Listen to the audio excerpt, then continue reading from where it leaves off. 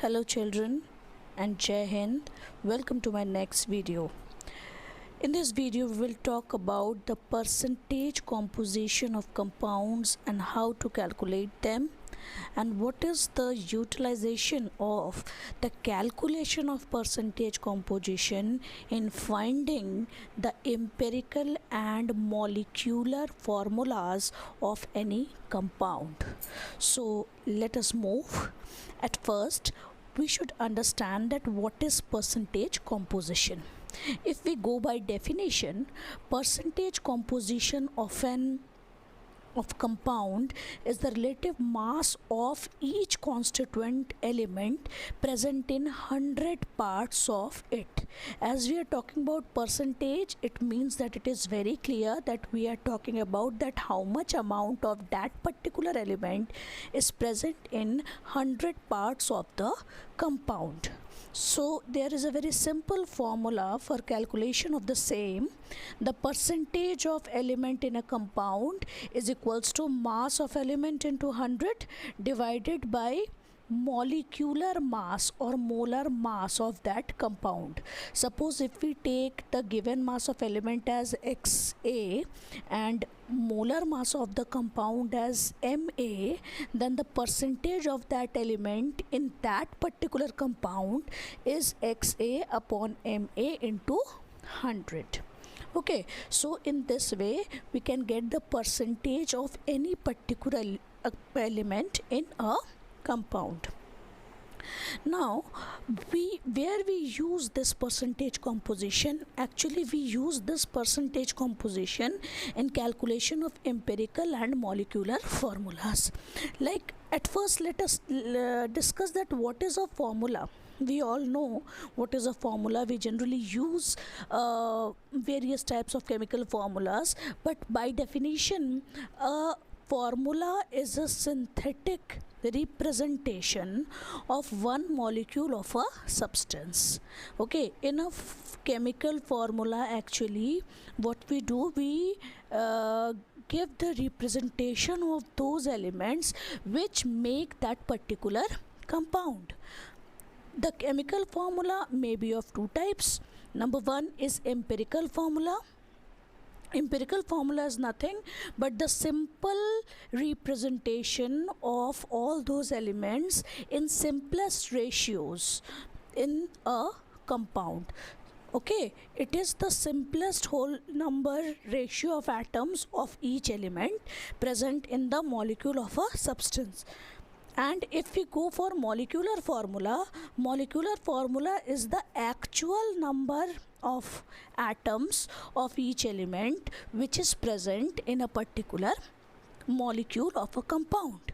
So it may be possible that in some case empirical formula and molecular formula are same, and in some cases it may be different as well. It may be possible that the simplest whole number ratio is only the molecular formula. So in that particular case empirical and molecular formulas will be same. Okay, let us move further.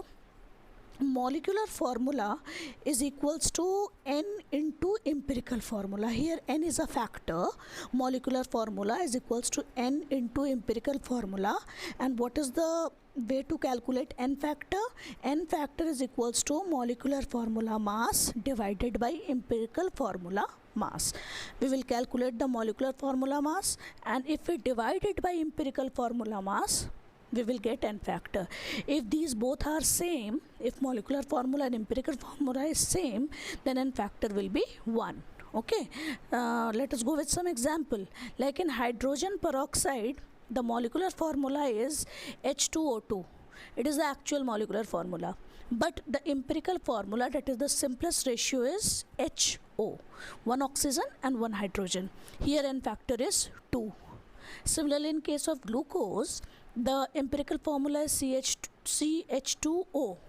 So it is the simplest formula, but the molecular formula is C6H12O6. Here n factor is 6. Okay, so like in ammonia, what I am saying, the empirical formula and molecular formula are same, so n factor is 1. In this way we can understand the difference between the empirical formula and molecular formula. Now let us solve some example related to calculation of percentage composition and empirical formulas. We will do very simple examples, simple numericals, like calculate the percentage composition of calcium nitrate. The formula of calcium nitrate is CaNO3 whole twice. Okay, its molecular mass, we are calculating here the molecular mass 40 for calcium, then 2 into 14, 2 into 14, nitrogen 2 atoms, so 2 into 14, and 3 to the 6, oxygen 6 atom, hence 6 into 16. 16 is the atomic mass of oxygen, 14 is the atomic mass of nitrogen, and 40 is atomic mass of calcium. So we add all three, this is 164. Now if you want to calculate the percentage composition of each element, then what is the mass here of element calcium? 40.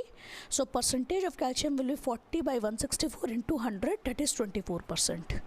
Percentage of nitrogen 14 into 2, the amount of nitrogen by mass is 28, so 28 by 164 into 100, that is 17 grams. And for calculation, since there are only 3 elements, so we have calculated the 2. The third one can be calculated easily by adding those 2 and subtracting it by 100. तो percentage of oxygen हम ऐसे calculate कर लेते हैं. अगर हमारे पास 3 ही element हैं तो आप 2 का परसेंटेज कैलकुलेट कर लीजिए, और तीसरे के लिए आप हमेशा दोनों को फर्स्ट 2 को ऐड करके 100 से माइनस कर सकते हैं. This is the simplest way to calculate. Like एक और एग्जांपल हम लेके चलते हैं. हमें percentage of water of crystallization, iron, sulphur और ऑक्सीजन का पता करना है प्योर फेरस सल्फेट में. Pure ferrous sulphate is the formula FeSO4.7H2O, ferrous sulphate heptahydrate. तो यहाँ पे हमें क्या क्या निकालना है? आयरन का परसेंटेज निकालना है, सल्फ़र का परसेंटेज निकालना है, ऑक्सीजन का परसेंटेज निकालना है, और वाटर ऑफ क्रिस्टलाइजेशन का परसेंटेज निकालना है. तो हम क्या करते हैं, सबसे पहले हम मोलर मास सबका कैलकुलेट कर लेते हैं. आयरन का 56 है, सल्फ़र का 32 है, ऑक्सीजन का 4 ऑक्सीजन है तो 16 इंटू 4, और वाटर का 18 ग्राम मोलर मास होता है तो इंटू 7 कर दे रहे हैं तो 7 इंटू 18. अच्छा बच्चों, आप घबराइएगा मत. जनरली जो एटॉमिक मासेस हैं वो क्वेश्चन में गिवन होते हैं, हालांकि यहाँ मैंने नहीं दिया है, लेकिन मोस्टली एग्ज़ाम में जब भी आपको एटॉमिक मासेस की बात आती है तो वो दिए रहते हैं. लेकिन for being safe side 1 to 30, 1 atomic number से 30 एटॉमिक नंबर के जो एलिमेंट्स हैं उनके एटॉमिक मासेस अगर आप याद कर लें तो वो भी एक बेहतर ऑप्शन है. बाई चांस अगर कभी ना दिया रहे तो आप का जो न्यूमेरिकल सॉल्व है वो रुके ना, इसलिए आप याद रखें. वैसे जनरली ये दिया जाता है तो कोई इसमें टेंशन लेने वाली बात नहीं है. तो यहाँ पे वाटर ऑफ क्रिस्टलाइजेशन कैलकुलेट करके वाटर ऑफ क्रिस्टलाइजेशन हमने यहाँ पे 7 into 18 by 278, overall molar mass 278 है, तो यहाँ कैलकुलेट कर लिया गया 45.2%, 32% आया. फिर इसी तरह आयरन के लिए 56 डिवाइडेड बाई 278 इंटू 100, 20.14% लिया गया. परसेंटेज ऑफ सल्फ़र अगर हम निकाल रहे हैं तो 32 डिवाइडेड बाई 278 इंटू 100 तो 11.51% आया. और ऑक्सीजन का आप ऐसे भी निकाल सकते हैं, या चाहे तो इन तीनों को ऐड करके 100 से माइनस कर दें तो भी निकल जाएगा. तो ये तरीका है परसेंटेज कॉम्पोजिशन निकालने का. अब हम आते हैं कि हम एम्पिरिकल फार्मूला कैसे कैलकुलेट करें. एक एग्जांपल हम यहाँ पे ले रहे हैं. मॉथ बॉल्स जो नैफ्थलीन बॉल्स होते हैं contain 93.71% carbon, 6.29% of hydrogen. If the molecular mass is 128 gram per mole, calculate its molecular formula and empirical formula. तो यहाँ पहले हम ट्रेडिशनल मेथड से चलेंगे. एम्पिरिकल फार्मूला निकालने का जो ट्रेडिशनल मेथड है वो ये टेबुलर फॉर्म है जिससे कि हम एम्पिरिकल फार्मूला निकालते हैं. तो यहाँ क्या किया जाता है, इस तरह का एक टेबल हम बनाते हैं. उसमें पहला कॉलम एलिमेंट का होता है जहाँ हम एलिमेंट लिख रहे हैं, फिर दूसरा कॉलम परसेंटेज का होता है जो कि क्वेश्चन में गिवन रहता है, तीसरा कॉलम एटॉमिक मास, जैसे कार्बन का 12, हाइड्रोजन का 1 लिख लिया.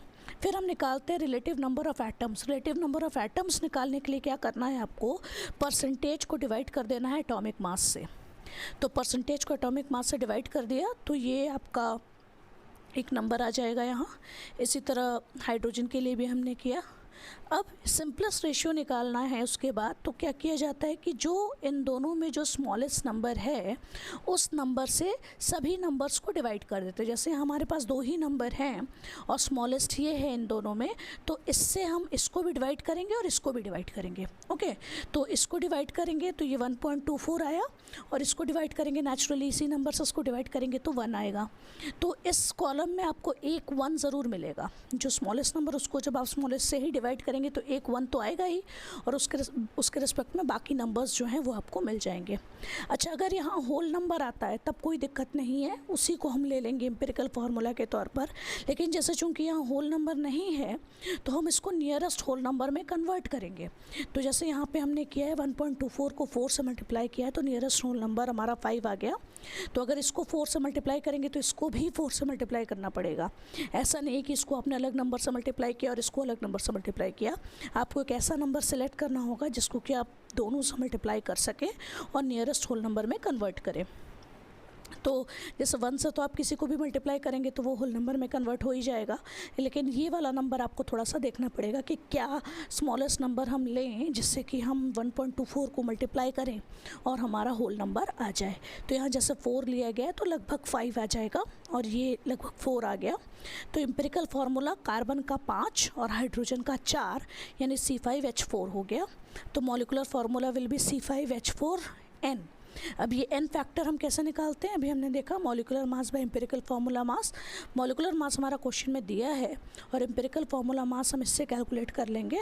तो C5 तो ये आ गया आपका 12 × 5 यानी 60 और प्लस 4 हाइड्रोजन यानी 464। तो 120 डिवाइडेड बाई 64 यानी कि 2। तो ये हमारा n फैक्टर जब 2 आया तो एम्पिरिकल फार्मूला में हमने यहाँ पे 2 से मल्टीप्लाई कर दिया तो 5 2 ज़ा 10 एंड 4 2 ज़ा 8, तो it will be C10H8। So this is now our molecular formula and this is the empirical formula. ये तरीका है ट्रेडिशनली कैलकुलेशन का एम्पिरिकल और मॉलिक्यूलर फार्मूला में। जैसे कभी कभी ये होता है कि आपको मॉलिक्यूलर मास की जगह वेपर डेंसिटी दिया होता है, और हम पीछे पढ़ चुके हैं, पिछली वीडियोस में भी मैंने आपको बताया है कि वेपर डेंसिटी इंटू 2 करते हैं तो we get the molecular mass. जैसे इस क्वेश्चन में हमने आपको एक एग्जांपल यहाँ पे लेकर के दिखाया हुआ है कि कार्बन का परसेंटेज है, हाइड्रोजन है और रेस्ट इज़ ऑक्सीजन। तो आप कार्बन और हाइड्रोजन को ऐड करके 100 से माइनस कर देंगे तो ऑक्सीजन का निकल आएगा। यहाँ वेपर डेंसिटी दी हुई है यानी कि आपका मॉलिक्यूलर मास भी निकल आएगा। Now you have to find the molecular formula. अब नेचुरली मॉलिक्यूलर फार्मूला फाइंड करने के लिए पहले हमें एम्पिरिकल फार्मूला तो निकालना ही है, तो हम फिर एक ट्रेडिशनल मेथड से चलते हैं। तो ट्रेडिशनल मेथड यहाँ पे कार्बन हाइड्रोजन ऑक्सीजन, उसी तरह हमने परसेंटेज लिखा, परसेंटेज के बाद फिर एटॉमिक मासेस लिखे, relative number of atoms, percentage को हमने एटॉमिक मास से डिवाइड कर दिया। अब इन तीनों में देखिए सबसे स्मॉलेस्ट ये है 2.41। 2.41 से हमने तीनों को डिवाइड किया, तो 2.41 से जब 2.41 डिवाइड कर रहे हैं तो 1 ही आएगा। यहाँ डिवाइड कर रहे हैं तो 1.41, यहाँ 4.82 से डिवाइड कर रहे हैं तो 2। अब यहाँ पे चूँकि ये होल नंबर नहीं है तो इसको होल नंबर में कन्वर्ट करने के लिए लगभग 2 से हमने मल्टीप्लाई किया है तो 3 आ गया है। तो इसको भी 2 से मल्टीप्लाई किया 4 आ गया, यहाँ इसको भी 2 से मल्टीप्लाई किया 2 आ गया। तो ये 2 × 2 ये 1.49 × 2 एंड 1 × 2। तो अब आपका जो मॉलिक्यूलर फार्मूला हो जाएगा वो हो जाएगा एम्पिरिकल फार्मूला हो जाएगा C4H3 and O2। So this will be your empirical formula.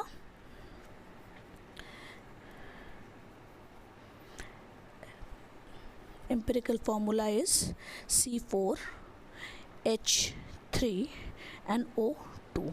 अब उसी तरह से आप मॉलिक्यूलर मास कैलकुलेट कर सकते हैं। एम्पिरिकल फार्मूला मास और n फैक्टर मॉलिक्यूलर फार्मूला आप यहाँ पे निकाल लेंगे। मॉलिक्यूलर मास आपका हो जाएगा 2 × VD, और VD जो है वो 2 × 83 आपको क्वेश्चन में दिया हुआ है, तो it will be your 6 and 6 166। So now you can easily calculate n factor and find the molecular formula. अच्छा, अगर ये मेथड आपको बड़ा लगता है, बड़ा है भी इनफैक्ट, तो एक इजी मेथड है जिससे कि हम मॉलिक्यूलर फार्मूला निकाल सकते हैं। तो वो इजी मेथड ये वाला फार्मूला है जिसको कि आप आराम से याद रख सकते हो और इस इजी मेथड से आप निकाल सकते हैं एम्पिरिकल फार्मूलाज। और इनफैक्ट इससे पहले आपका मॉलिक्यूलर फार्मूला निकलेगा और मॉलिक्यूलर फार्मूला निकालने के बाद आप सिंपलेस्ट रेशियो से एम्पिरिकल फार्मूला निकाल सकते हैं। कुछ नहीं है इसमें, जैसे number of atoms of an element अगर आप निकालना चाहें तो percentage of that element divided by 100, percentage generally दिया ही रहेगा क्वेश्चन में, डिवाइडेड बाय 100। फिर मॉलिक्यूलर मास उस कंपाउंड का, जो कंपाउंड है उसका मॉलिक्यूलर मास क्वेश्चन में दिया हो तो वो आप यूज़ करेंगे यहाँ पे, और जिस एलिमेंट का आप नंबर ऑफ़ एटम निकालना चाहेंगे उसका एटॉमिक मास यहाँ डिनोमिनेटर में डाल देंगे। ठीक है, तो इसके ऊपर मैं आपको एक न्यूमेरिकल का एग्जांपल देती हूँ, काफ़ी सिंपल न्यूमेरिकल है। The compound has 39.9% carbon, 6.69% hydrogen and 53.41% oxygen. Molecular mass of the compound is 60. Calculate its molecular formula. तो नंबर ऑफ कार्बन एटम निकालने के लिए वही हम करेंगे, percentage of carbon divided by 100 into molecular mass of compound divided by atomic mass of carbon. तो उसी तरह से हमने 39.9 जो क्वेश्चन में दिया हुआ है बाई 100 इंटू मोलर मास भी हमें यहाँ क्वेश्चन में मिल गया है 60 और बाई हमने यहाँ पे 12 कर दिया। तो इसको जब हम कैलकुलेट करें तो नंबर ऑफ़ कार्बन एटम 2 आ गया। सिमिलरली हम नंबर ऑफ़ हाइड्रोजन कैलकुलेट कर लेंगे, ये 4 आ जाएगा, और नंबर ऑफ़ ऑक्सीजन कैलकुलेट कर लेंगे तो ये हमारा यहाँ भी 2 आ जाएगा। तो हमारा मॉलिकुलर फार्मूला इज़ C2H4O2, ये लगभग CH3COH का मॉलिकुलर फार्मूला बनता है, और इसी का सिंपलेस्ट होल नंबर रेशियो ले लेंगे तो CH2O। तो यहाँ पे ये एम्पिरिकल फार्मूला और ये मॉलिकुलर फार्मूला निकल गया। तो ये तरीका रिलेटिवली ज़्यादा आसान है, आप आराम से एग्ज़ाम में इसको यूज़ कर सकते हैं। और अगर आपके पास मॉलिकुलर मास दिया है या वेपर डेंसिटी दी है तो ये तरीका यूज़ करना काफ़ी आसान हो जाता है। ठीक है, तो उम्मीद करती हूँ कि आपको एम्पिरिकल फार्मूला और मॉलिकुलर फार्मूला अच्छे से समझ में आया है। I hope you understand both the formulas very well. Thank you, children.